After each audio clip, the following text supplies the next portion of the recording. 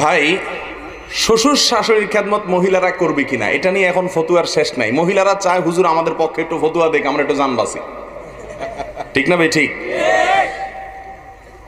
মাসআলা আমি সোজা বলি, অনেকেরই অপছন্দ হবে, পুরুষদের সবার অপছন্দ হবে, তারপরেও বলতে হবে সত্য কথা। আমাকে মা বাবার খেদমত সন্তানের দায়িত্ব। ছেলের দায়িত্ব তার মা বাবার খেদমত করা, মেয়ের দায়িত্ব তার নিজের মা বাবার খেদমত করা। কিন্তু আমাদের মতো গরিব দেশে ছেলে চাইলে বাবা মার খেদমত বসে বসে করতে পারে না। এজন্য সে বাইরে যাইতে হয়, বিদেশে যাইতে হয়, দূরে যাইতে হয়। বাসায় থাকে তার ওয়াইফ, তার স্ত্রী যদি তার পক্ষ থেকে তার মা বাবার খেদমত না করে তাহলে কে করবে?